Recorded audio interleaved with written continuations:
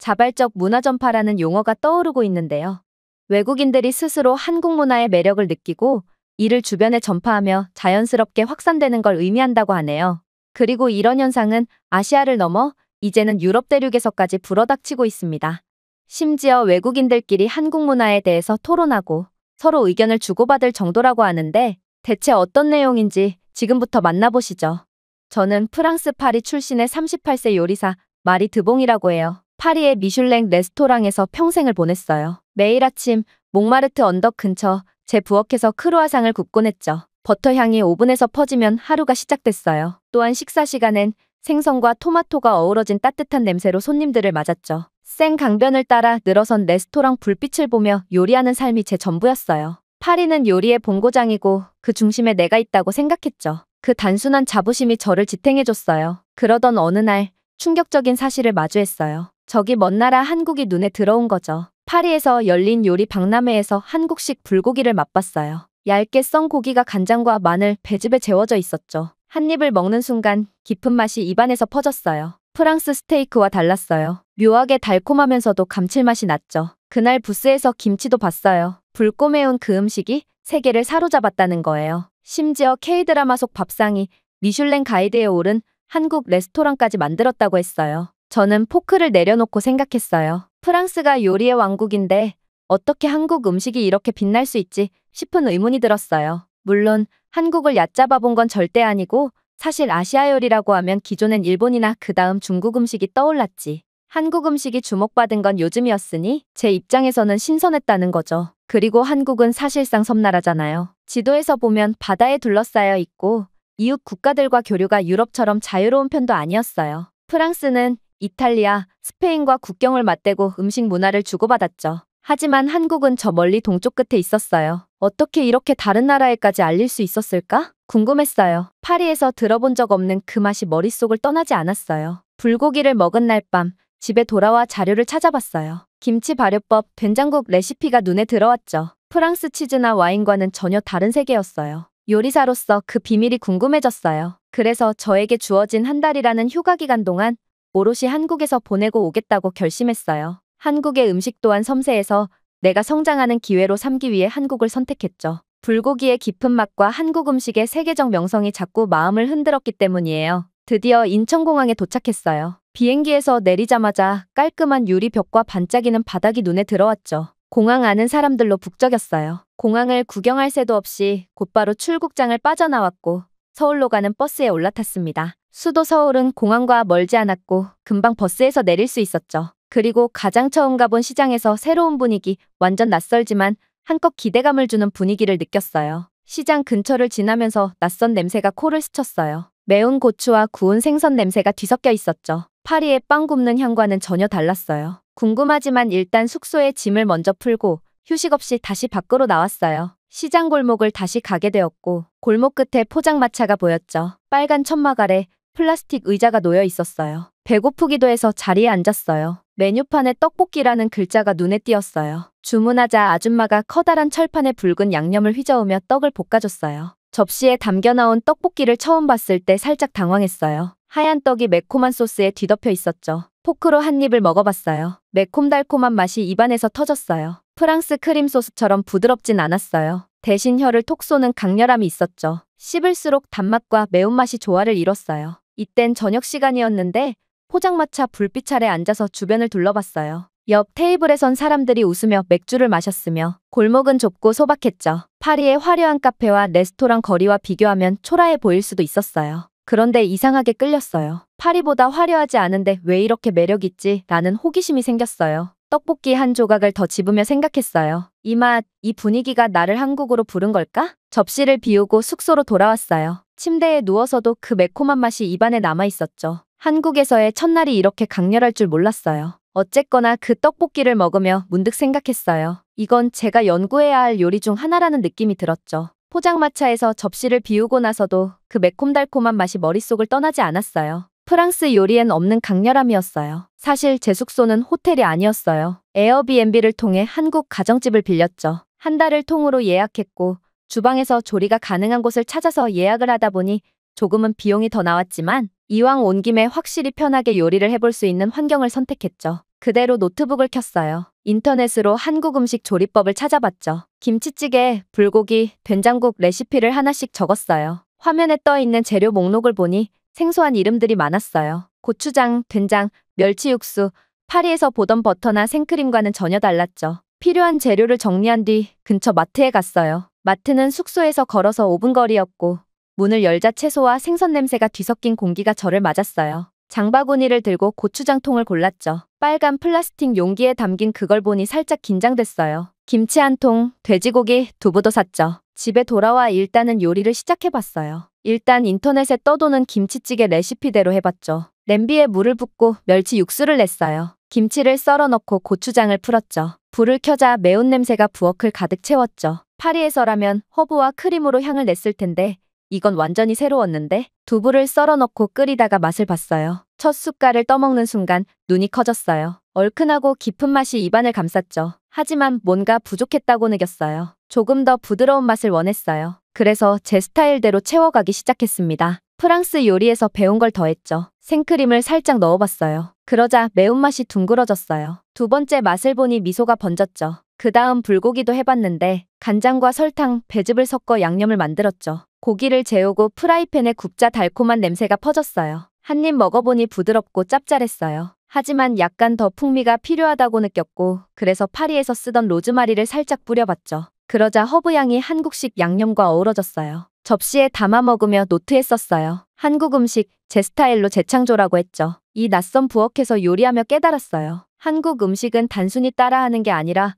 나만의 맛으로 채울 수 있다는 걸요. 점점 더 깊이 빠져들었는데 말이죠. 한국 음식을 내 스타일로 바꿔가며 요리하다 보니 한 가지가 필요했어요. 이걸 검증해줄 사람이 있었으면 좋겠다는 생각이 들었던 거죠. 혼자 맛을 보며 만족하는 것도 좋았지만 다른 사람들의 입맛으로 확인하고 싶었어요. 파리라면 레스토랑 손님들에게 바로 내놓았겠지만 여기선 그럴 수가 없었어요. 그래서 인스타그램을 켰어요. 한국에 있는 프랑스인들을 찾아봤죠. 프로필을 하나씩 넘기며 파리 출신이나 프랑스어를 쓰는 사람들을 골랐어요. 그리고 우리 집으로 초대하기로 했어요. 낯선 가정집 부엌에서 낯선 이들을 맞이한다는 게 살짝 떨렸어요. 인스타그램에 글을 올렸죠. 저는 파리 출신 요리사예요. 한국식 음식을 프랑스 입맛에 맞게 변형한 요리를 선보이고 평가받고 싶어요. 서울에 계신 프랑스인들 와주세요 라고 썼죠. 사진엔 김치찌개와 불고기 접시를 찍어 올렸어요. 곧 메시지가 오기 시작했는데 정말요? 가고 싶어요 라는 답부터 프랑스식 한국 요리라니 신기하네요 라는 반응까지 다양했죠. 다들 처음 보는 사람들이었어요. 메시지를 주고받으며 날짜와 시간을 정했어요. 토요일 저녁 7시로 잡았죠.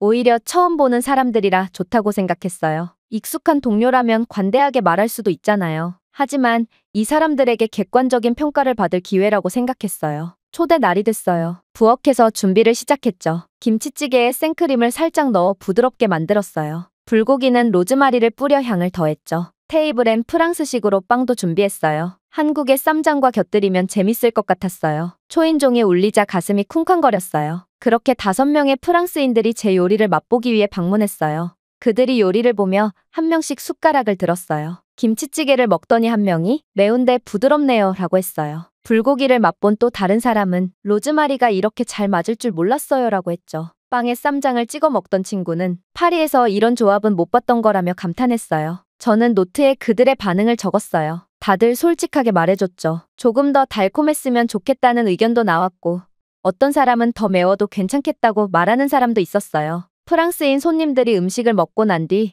하나둘 이야기를 꺼냈어요. 처음엔 다들 웃으며 접시를 비웠던 터라 기분이 좋았죠. 김치찌개와 불고기를 맛보며 감탄하던 그 분위기가 아직도 기억에 남아요. 그런데 식사가 끝나고 차를 마시면서 나눈 대화에서 예상치 못한 반응이 나왔어요. 한 명이 조심스럽게 입을 열었죠. 말이 잘 먹었어요. 정말 맛있었죠. 그런데 라고 하더니 잠시 멈췄어요. 저는 머뭇거리는 그 뒤에 나올 말이 너무나 궁금해서 괜찮으니 솔직하게 말해달라 했어요. 그러자 모두 한결같이 비슷한 이야기를 꺼냈어요. 그들은 공통적으로 말했어요. 원래 한식이 더 매력적이라고요. 그리고 제 요리는 그 한식만의 매력을 없애는 것 같아서 아쉬웠다고 했죠. 한 친구는 김치찌개를 가리키며 생크림을 넣으니 부드럽긴 했지만 한식 특유의 칼칼함이 사라졌다며 아쉽다고 했고 또 다른 사람은 불고기를 보며 로즈마리는 좋았지만 한국 음식의 그 깊은 양념 맛이 덜 느껴져서 아쉬웠다고 했죠. 모두 공통된 의견이었어요. 이렇게 새로 요리해준 건 맛있게 먹었어요. 하지만 한국 음식이라고 분류하기엔 조금 무리가 있지 않겠어요? 라는 말들이 이어졌어요. 저는 조용히 고개를 끄덕이며 손님들의 말을 들었어요. 부엌으로 돌아와 접시를 정리하면서 생각했어요. 손님들이 떠난 집은 다시 고요해졌죠. 테이블 위에 놓인 노트를 펼쳤어요. 제가 적어놓은 프랑스식 한국 요리라는 메모를 보니 살짝 웃음이 나왔어요. 그들의 말이 맞았어요. 저는 한식의 매력을 나만의 스타일로 바꾸려 했지만 오히려 그 본질을 흐렸던 거예요. 김치찌개의 얼큰함, 불고기의 짭짤한 감칠맛이야말로 한국 음식의 힘이라는 걸 깨달았어요. 프랑스 요리처럼 부드럽게 만들려 했던 게 실수였죠. 그래도 실망 대신 호기심이 생겼어요. 한식 그대로의 매력을 더 깊이 파고들어야겠다고 다짐했어요. 이 낯선 평가가 나를 더 성장하게 했는데 말이죠. 프랑스인들을 초대해 자신만만하게 요리를 선보였지만 결국 깨달았어요. 한국의 전통 방식이 옳다는 걸 인정할 수밖에 없었죠. 손님들의 솔직한 말이 가슴에 남았어요. 내가 바꾼 한식은 맛있었을지 몰라도 그 본연의 매력을 잃어버렸던 거예요. 부엌에서 혼자 접시를 닦으며 생각했어요. 내가 너무 앞서갔구나 싶었쇼. 남은 한국에서의 일정을 새롭게 채우기로 했어요. 서울에 있는 요리학원에 등록했죠. 거기서 아침마다 김치 담그는 법과 된장국 끓이는 법을 배웠어요. 학원 선생님이 한식은 시간과 정성이 핵심이라고 했죠. 그 말이 깊이 와닿았어요. 그러다 우연히 한국에 온 프랑스인 요리사의 초대를 받았어요. 그 요리사도 한식을 배우고 싶어 저처럼 시간을 내서 한식을 배우는 사람이었고 그 요리사는 현재 한국인 셰프와 교류 중이었죠. 그래서 저보다 아는 게 많았어요. 그리고 우연히 연락이 닿아 그의 집에서 함께 불고기를 만들었어요. 양념을 직접 재우고 쌈장에 찍어 먹었죠. 이게 진짜 한식이라고 웃으며 말했어요. 그렇게 한 달 휴가 동안 바쁘게 보냈어요. 학원을 다니며 한식을 배웠고 프랑스에서 온 요리사와 교류하며 손으로 직접 요리하면서 한식을 느꼈어요. 휴가가 끝나고 파리로 돌아왔죠. 공항에서 마지막으로 김밥을 먹으며 아쉬웠죠. 하지만 가슴 한구석엔 새로운 열정이 생겼어요. 프랑스로 돌아온 뒤에도 한식에 대한 관심은 끝나지 않았는데 파리 레스토랑에서 손님들에게 한식을 소개하고 싶었죠. 저는 명실상부 맛있는 요리 카테고리로 인정해야 한다고 주장했어요. 동료 셰프들에게 한식은 프랑스 요리 못지않다고 했죠. 그런데 그게 갈등을 낳았어요. 대중에는 이제 다가서는 음식이지만 보수적인 셰프들 사이에서 그저 외지 음식 하나일 뿐이었죠. 하지만 이런 것들은 결국에 시간이 해결해 주리라 믿고 있습니다. 그러던 어느 날 아시아 음식 관련 컨퍼런스에 초대받았어요. 런던에서 열린 행사였죠. 세계 각국의 요리사들이 모였어요. 거기서 이탈리아 출신 요리사 루카 비앙키를 만났어요. 갈색 머리에 자신만만한 표정으로 한국 음식에 대해서 이야기를 시작했죠. 그의 말이 충격적이었어요. 김치는 이탈리아 피클의 변형이에요. 불고기는 일본 야키니쿠에서 왔고 한국 음식은 독창성이 없다고 했어요. 저는 그 이야기를 듣는데 순간 숨이 막혔어요. 분노가 치밀었죠. 말도 안 되는 소리라며 곧바로 반박했어요. 김치는 발효의 예술이고 불고기는 쌈 문화와 어우러진 독창적인 요리인데 뭔지 알고 하는 소리가 맞냐고 다그쳤죠. 그 음식들을 안다면 어떻게 모방이라고 할 수 있죠? 라고 했어요. 루카는 팔짱을 끼고 비웃었어요. 말이 너무 감정적이네요. 사실을 받아들이세요. 라고 하더군요. 그 이탈리아 요리사는 너무나 오만했어요. 동시에 저는 다짐했죠. 한국 음식의 독자성을 증명해야겠다고요. 한 달 동안 직접 경험한 그 맛과 정성을 떠올렸어요. 루카의 편견을 그냥 넘길 수 없었어요. 이건 단순한 논쟁이 아니라 한식의 가치를 지키는 싸움이라는 생각이 들었던 거죠. 하지만 컨퍼런스가 끝난 뒤 생각을 바꿨어요. 부딪히는 대신 루카에게 배우는 게 낫겠다고 했죠. 그가 한식을 모방이라 폄하했지만 그래도 요리사라면 뭔가 알지도 모른다는 호기심이 생겼어요. 그래서 다가갔어요. 루카, 한식을 그렇게 아신다면 저에게 한번 보여주세요. 한식을 배우고 싶다고 했죠. 그는 살짝 당황하더니 좋아요, 재밌겠네요 라고 했어요. 며칠 뒤 파리의 공유 주방을 섭외했어요. 스테인리스 조리대와 기본 도구가 있는 작은 공간이었죠. 저는 빈 노트를 들고 갔어요. 루카는 재료를 챙겨왔고 김치, 고추장, 돼지고기를 꺼내며 한식을 해보겠다고 하더니 자신있게 요리를 시작했어요. 루카가 요리를 시작했어요. 김치찌개를 끓인다고 냄비에 물을 붓더군요. 그런데 곧 이상한 방향으로 갔어요. 고추장 대신 토마토 소스를 넣고 이탈리아식으로 부드럽게 해야 한다고 했어요. 불고기를 만들 땐 간장 양념에 올리브 오일을 섞었죠. 이게 더 풍미가 살아날 거라고 했어요. 저는 옆에서 지켜보며 속으로 놀랐어요. 나와 같은 실수를 하는구나 하는 생각이 들었죠. 그렇게 완성된 이탈리아식 김치찌개, 그가 만든 김치찌개를 맛봤어요. 매운맛은 줄고 토마토 향이 강했어요. 불고기는 기름지면서도 한식 특유의 깊이가 없었어요. 루카는 이탈리아 사람들은 이런 맛을 좋아할 거라고 했어요. 하지만 저는 고개를 저었죠. 정중하게 말을 꺼냈어요. 루카, 잠깐 얘기 좀 나눠요. 가방에서 한국에서 적어뒀던 퓨전 한식 노트를 꺼냈어요. 생크림 김치찌개, 로즈마리 불고기 레시피가 적힌 페이지였죠. 저도 예전에 한식을 프랑스식으로 바꿨어요. 프랑스인들이 처음엔 맛있다고 했지만 결국 한식의 매력은 없다고 했죠. 루카는 노트를 들여다보며 잠시 멈췄어요. 저는 천천히 이야기했어요. 한식은 그 강렬함과 깊이가 핵심이에요. 이탈리아식으로 바꾸면 한식이 아니라고 했죠. 그 뒤에 제가 한국에서 배운 김치찌개를 끓여줬어요. 고추장만 넣고 칼칼하게 만들었죠. 그리고 나서 이게 한식이라고 했어요. 의외로 루카는 귀를 기울였어요. 한 숟갈 떠먹더니 이게 더 강렬하다며 당신 말이 맞을지도 모르겠다고 했어요. 저는 그 반응에 놀랐죠. 오만했던 그가 이렇게 받아들일 줄 몰랐으니까요. 주방에서 같이 불고기를 쌈장에 찍어 먹었어요. 우리는 맛을 보며 한식 그대로가 낫다고 했죠. 저는 미소를 지었어요. 루카에게 배우려 했던 시간이 오히려 한식의 가치를 다시 깨닫게 했어요. 공유 주방에서 루카와 이야기를 나누다 보니 뜻밖의 고백을 들었어요. 그가 쑥스럽게 웃으며 입을 열었죠. 사실 저는 한식에 대해 잘 모르는데 관심을 받고 싶어서 아는 척했어요. 그 이야기에 매우 놀랐어요. 컨퍼런스에서 그렇게 자신만만하게 말하던 그가 이런 말을 할 줄 몰랐죠. 루카는 어깨를 으쓱하며 이탈리아 요리만 해왔는데 한식이 요즘 인기 있다 보니 좀 과장했어다고 말했어요. 그 솔직함에 살짝 웃음이 나왔어요. 하지만 이해했어요. 왜냐하면 이제 한식을 할 줄 안다는 건 셰프로서 한 가지 무기를 더 가진다는 뜻이니까요. 자기 어필을 위해 그랬을 수도 있겠다고 생각했죠. 그렇게 그날의 해프닝은 마무리됐어요. 루카와 저는 악수를 하고 헤어졌죠. 파리의 공유 주방을 나오며 뒤를 돌아봤어요. 그 작은 공간에서 한식의 가치를 지켜낸 시간이 특별하게 느껴졌어요. 그 뒤로도 저는 꾸준히 한식에 대한 관심을 가졌고 한식에 대한 사랑은 변하지 않았어요. 여전히 그 강렬한 맛과 깊은 정성을 잊을 수 없었죠. 한국에서 보낸 한 달이 제 요리 인생을 바꿨어요. 그래서 전통 한식을 지키기 위해 블로그 활동도 시작했고 김치 담그는 법, 불고기 양념 비율을 적으며 사진을 올렸죠. 한식은 그대로가 가장 아름다워요. 라는 멘트가 메인 페이지에 적혀 있죠. 파리에서 온 독자들이